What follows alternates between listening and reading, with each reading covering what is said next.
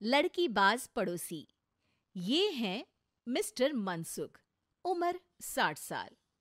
वैसे तो इनकी उम्र है राम नाम जपने की, पर मनसुख दिन रात अलग अलग लड़कियों का नाम जपते रहते हैं। अरे लड़की, सुन तो, तेरा नंबर क्या है? अंकल, अभी तो आपका नंबर है। अर्थी बुक कर लो अपने लिए। अरे अभी तो मैं जवान हूँ लड़की, सफेद बालों पे मत जा।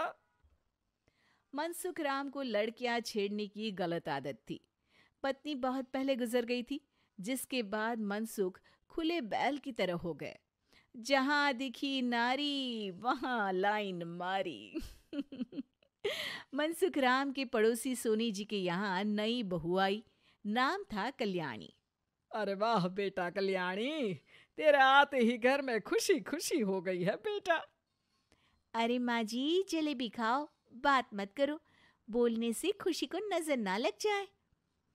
जैसे मोहल्ले की हर लड़की पे मनसुख की नजर थी, वो कल्याणी को भी बुरी नजर से देखता है।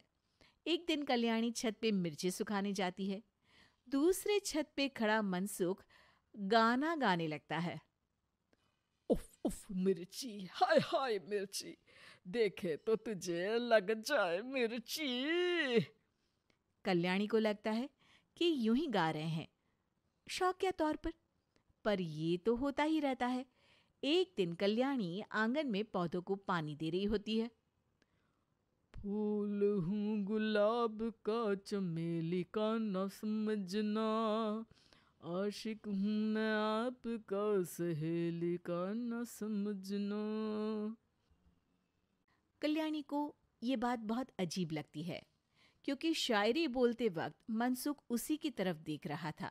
वो अंदर जाती है और अपनी सास को कहती है, ये जो हमारे पड़ोसी हैं। अरे दूर रहना उससे। हाँ, दूर ही रहूंगी, पर ये थोड़े अजीब नहीं है? अरे अजीब, आवारा, ठरकी, पता नहीं क्या क्या आदमी है वो। हर लड़की पर नजर डालता है वो। उसकी उम्र की वजह से कोई उसे कहता नहीं। बाकी उसे आसपास रखना भी नहीं चाहिए। अरे पर ऐसे थोड़ी ना चलेगा। एफआईआर करवा देनी चाहिए। हवालात में हवा और लात खाएंगी तो समझ जाएंगे। अरे यही तो दिक्कत है ना समाज की। जिसके साथ दिक्कत होती है उसको भी समाज गुनहगार समझता है।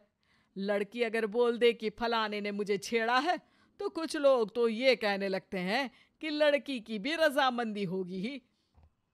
ये तो है, पर कुछ तो करना ही पड़ेगा। नहीं बेटा, कुछ मत कर। जबरदस्ती हम किसी से लड़ेंगे नहीं। हमारा परिवार इज्जतदार परिवार है। कीचड़ में जाएंगे तो हम भी तो गंदे हो जाएंगे ना। लेकिन सासू माँ, कीचड़ में जाए बिना गंदगी कैसे साफ होगी? अरे बेटा, मैं तो यही कहूंगी कि तू नई बहू है। अपना रुतबा बना बाकी औरतों में। अपनी समझदारी से, अपने काम से इन चक्करों में मत पड़ बेटा। बहू सास की बात ना चाहते हुए भी मान लेती है। और कई ऐसे मौके आते हैं जब मनसुख बहू पर उल्टे कमेंट्स करता है। जैसे एक दिन जब बहू छत पर सफाई कर रही होती है तो मनसुख छत पे आकर गाना गाने लगता है। तेरा ध्यान किधर है, तेरा हीरो इधर है, तेरा हीरो इधर है। मेरा ध्यान तो आपकी हरकतों पे ही है। थोड़ा आप भी ध्यान दो कि क्या कर रहे हो आप। अरे बहुत तीखी हो और मुझे मिर्ची पसंद भी है। अरे वाह। बुढ़ाओ कहीं के। बहू वापस अपने कमरे में नीचे चली जाती है। वो किसी को बताती नहीं है कि आज मनसुख ने उसे क्या कहा, ताकि घर में टेंशन ना हो। एक दिन बहू घर के बाहर रोड पर ठेले वाले से सब्जी खरीदने जाती है। भैया, प्याज के भाव कम करो ना, बिना प्याज काटे ही रुला दोगे वरना। तभी बहू की नजर मनसुख पर पड़ती है, जो वहां से गुजर रही एक लड़की को देखकर कहता है, शीशी भरी गुलाब की, पत्थर पे फोड़ दूं, तेरे लिए तो जाने मन जीना भी छोड़ दूं। लड़की सहम जाती है। उसकी उम्र शायद 18-19 साल की रही होगी। बहू ने जब ये देखा कि मनसुख ने इतनी छोटी उम्र की लड़की को तंग किया है, तो वो घर में जाके अपने पति से कहती है, तुम्हारा पड़ोसी मनसुख, अरे बहुत नीच आदमी है। अरे कुछ करते क्यों नहीं उसका? अरे मैं क्या करूं? पड़ोस में गंदगी है, हटानी तो पड़ेगी ना। मेरा साथ दोगे? दूंगा, लेकिन करना क्या है? हम फंसेंगे तो नहीं ना? डरो मत, अच्छे काम करने से डरना नहीं चाहिए। उस दिन कल्याणी अच्छे से तैयार होती है और मनसुख के घर जाती है। अरे वाह, आज तो घर में चांद उतर आया है। आपकी शायरी, आपके गाने मुझे यहाँ खींच लाए। शाम को मेरे पति और सास घर पर नहीं रहेंगे।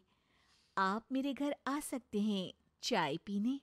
अरे जरूर जरूर, मुझे पता था तुम समझदार हो, पर इतनी जल्द मुझे पसंद करने लगोगी ये नहीं सोचा था।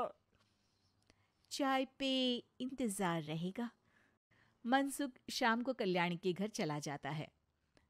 आप बेडरूम में बैठिए, वहां चाय पियेंगे। अरे वाह बेडरूम में चाय